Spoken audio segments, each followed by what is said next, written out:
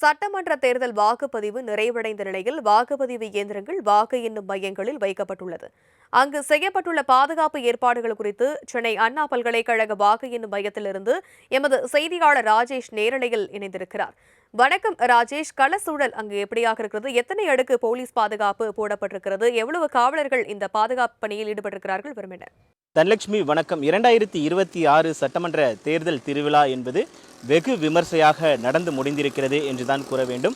வாக்குப்பதிவு நாளன்று மிக அதிக அளவிலான வாக்காளர்கள் தங்களுடைய ஜனநாயக கடமையை ஆற்றியிருக்கிறார்கள். குறிப்பாக வரலாற்றிலே இல்லாத அளவிற்கு மிகப்பெரிய அளவில் 86% வாக்குகள் என்பது தமிழகம் முழுவதும் பதிவாகி இருக்கக்கூடிய சூழ்நிலையில் சென்னையை பொறுத்த வரைக்குமே கிட்டத்தட்ட இருக்கக்கூடிய 16 சட்டமன்ற தொகுதிகளில் 83% வாக்குகள் என்பது பதிவாகி இருக்கிறது. அதே போல இந்த வாக்கு எண்ணக்கூடிய மையங்கள் என்பது 3 மையங்கள் என்பது அமைக்கப்பட்டிருக்கிறது. குறிப்பாக லயலா கல்லூரி, ராணிமேரி கல்லூரி, அதே போல நாம் இருக்கக்கூடிய அண்ணா பல்கலைக்கழகம். அண்ணா பல்கலைக்கழகத்தை பொறுத்த வரைக்குமே 5 சட்டமன்ற தொகுதிகளுக்கான அந்த வாக்குப்பதிவு இயந்திரங்கள் இங்கு வைக்கப்பட்டிருக்கின்றன. வேளச்சேரி, டி நகர், அதே போல சைதாப்பேட்டை, விருகம்பாக்கம் உள்ளிட்ட 5 சட்டமன்ற தொகுதிகளுக்கான அந்த வாக்குப்பதிவு இயந்திரங்கள் இங்கு வைக்கப்பட்டிருக்கிறது. அத்தனை வாக்குப்பதிவு இயந்திரங்களும் பாதுகாப்பாக சீலிடப்பட்டு அந்தந்த முகவர்கள் முன்னிலையில் சீலிடப்பட்டு அந்தந்த வாக்குச்சாவடி மையங்களில் இருந்து கொண்டு வரப்பட்டு இங்கு பாதுகாப்பாக வைக்கப்பட்டிருக்கக்கூடிய சூழ்நிலையில் இந்த வளாகத்தை பொறுத்த வரைக்குமே 3 அடுக்கு பாதுகாப்பு என்பது போடப்பட்டிருக்கிறது.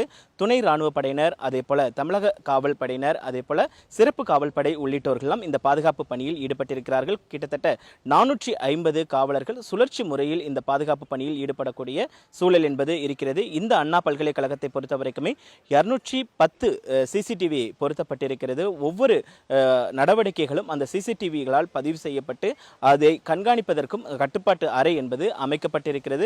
அதே போல காவல் கட்டுப்பாட்டு அறையும் அமைக்கப்பட்டிருக்கிறது. இந்த காவல் கட்டுப்பாட்டு அறையை பொறுத்த வரைக்குமே அவர்கள் என்ன மாதிரியான நடவடிக்கைகளை செய்கிறார்கள் என்பதெல்லாம் குறித்து அவர்கள் தொடர்ச்சியாக கண்காணிக்கக்கூடிய அந்த சூழல் என்பது இருக்கிறது. அண்ணா பல்கலைக்கழகத்தை பொறுத்த வரைக்குமே இந்த வாக்கு எண்ணும் மையத்திற்குள் வரக்கூடிய ஒவ்வொரு நபரும் அதற்கான உரிய அங்கீகார அடையாள அட்டை வைத்திருக்க வேண்டும். அவர் வேட்பாளராக இருந்தால் அந்த வேட்பாளருக்கு அளிக்கப்பட்டிருக்கக்கூடிய அந்த ரிட்டர்னிங் ஆஃபீஸர் அளித்திருக்கக்கூடிய அந்த அடையாள அட்டையை காண்பித்தால் மட்டுமே அவர் உள்ளே அனுமதிக்கப்படுகிறார். அதே போல முகவர்களுக்கென்று தனியாக அட்டை என்பது வழங்கப்பட்டிருக்கிறது. அதே போல இங்கு பணியாற்றக்கூடிய ஊழியர்கள், அதே போல இங்கே தேர்தல் பணியில் ஈடுபடக்கூடிய ஊழியர்கள் என்று தனியாக அவர்களுக்கான அந்த அங்கீகார அட்டை என்பது வழங்கப்பட்டிருக்கிறது. அந்த அங்கீகார அட்டையை அவர்கள் காண்பித்தால் மட்டுமே அவர்கள் இந்த வாக்கு எண்ணும் மையங்களுக்கு அனுமதிக்கப்பட இருக்கிறார்கள்.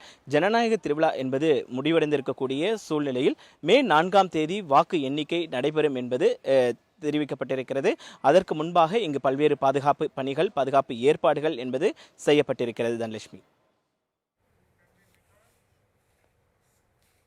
கள விவரங்களை வழங்கியமைக்கு நன்றி ராஜேஷ்.